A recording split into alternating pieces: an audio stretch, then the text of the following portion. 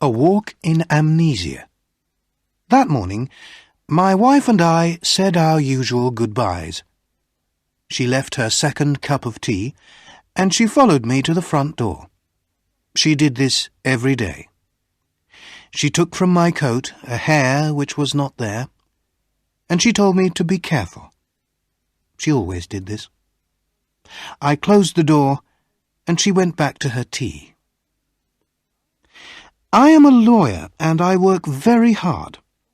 My friend, Dr. Volney, told me not to work so hard. "You'll be ill," he said. "A lot of people who work too hard get very tired, and suddenly they forget who they are.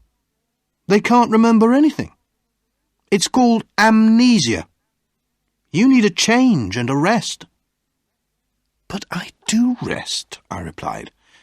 "On Thursday nights my wife and I play a game of cards, and on Sundays she reads me her weekly letter from her mother."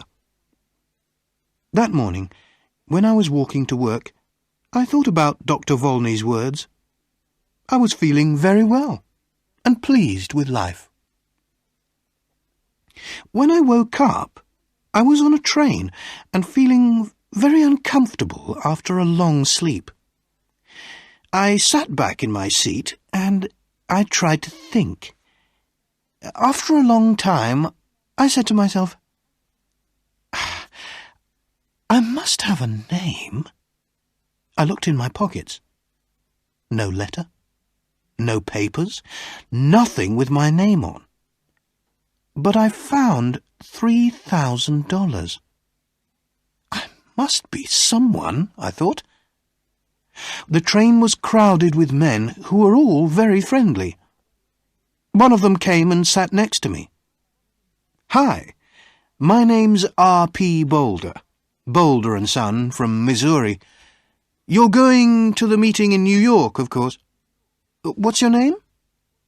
I had to reply to him, so I said quickly, "Edward Pinkhammer, from Cornopolis, Kansas."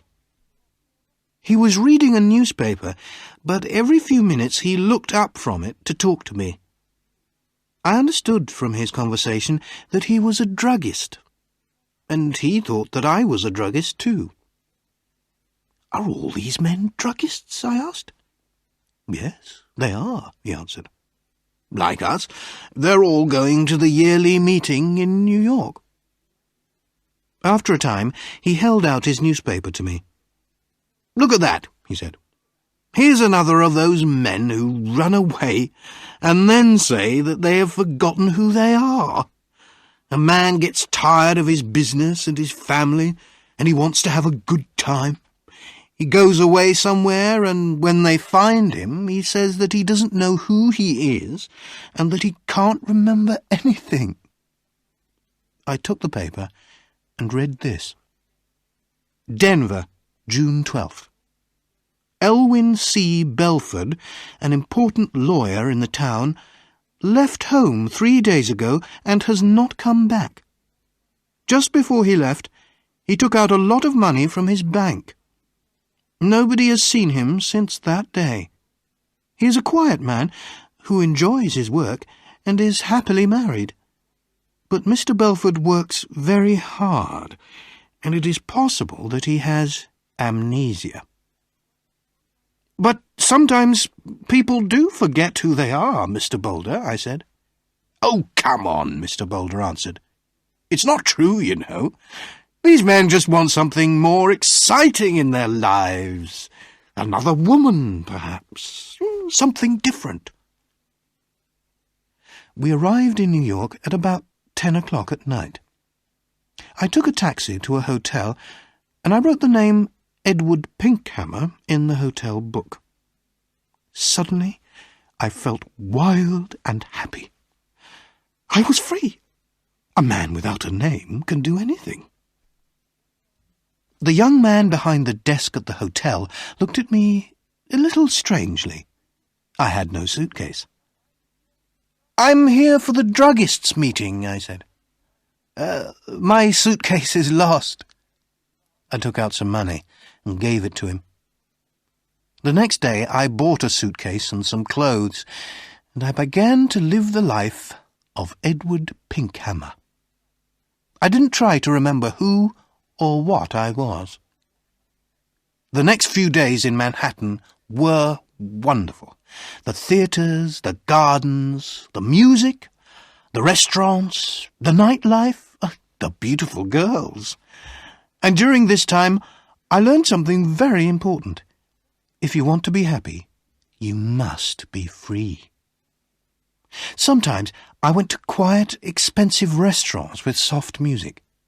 Sometimes I went on the river in boats full of noisy young men and their girlfriends. And then there was Broadway with its theatres and bright lights. One afternoon, I was going back into my hotel when a fat man came and stood in front of me. "Hello, Belford!" he cried loudly. "What are you doing in New York? Is Mrs. B with you?" "I'm sorry, but you're making a mistake, sir," I said coldly. "My name is Pinkhammer. Please excuse me." The man moved away in surprise, and I walked over to the desk. Behind me, the man said something about a telephone. "Give me my bill," I said to the man behind the desk, "and bring down my suitcase in half an hour." That afternoon, I moved to a quiet little hotel on Fifth Avenue. One afternoon, in one of my favourite restaurants on Broadway, I was going to my table when somebody pulled my arm. "Mr. Belford!" a sweet voice cried. I turned quickly and saw a woman who was sitting alone. She was about 30, and she had very beautiful eyes. "How can you walk past me like that?" she said. "Didn't you know me?" I sat down at her table. Her hair was a beautiful red-gold colour. "Are you sure you know me?" I asked. "No," she smiled. "I never really knew you." "Well, my name is Edward Pinkhammer," I said, "and I'm from Kansas."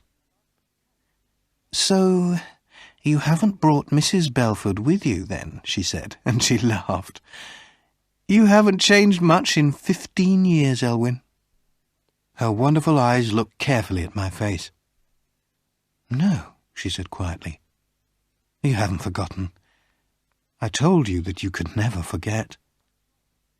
"I'm sorry," I answered, "but that's the trouble. I have forgotten. I've forgotten everything." She laughed. "Did you know that I married 6 months after you did? It was in all the newspapers." She was silent for a minute. Then she looked up at me again. "Tell me one thing, Elwyn," she said softly. "Since that night, 15 years ago, can you touch, smell, or look at white roses and not think of me?" "I can only say that I don't remember any of this," I said carefully. "I'm very sorry." I tried to look away from her. She smiled and stood up to leave. Then she held out her hand to me, and I took it for a second. "Oh, yes, you remember," she said, with a sweet, unhappy smile. "Goodbye, Elwyn Belford." That night I went to the theatre, and when I returned to my hotel, a quiet man in dark clothes was waiting for me. "Mr. Pinkhammer," he said, "can I speak with you for a minute? There's a room here." I followed him into a small room. A man and a woman were there. The woman was still beautiful, but her face was unhappy and tired. I liked everything about her. The man, who was about 40, came to meet me. "Belford," he said, "I'm happy to see you again. I told you that you were working too hard. Now you can come home with us. You'll soon be all right." My name, I said, is Edward Pinkhammer. I've never seen you before in my life. The woman cried out, "Oh, Elwyn! Elwyn! I'm your wife!" She put her arms around me, but I pushed them away. "Oh, Dr. Volney, what is the matter with him?" the woman cried. "Go to your room," the doctor said to her. "You'll soon be well again." The woman left, and so did the man in the dark clothes. The man, who was a doctor, turned to me and said quietly, "Listen, your name is not Edward Pinkhammer." "I know that," I replied, "but a man must have a name."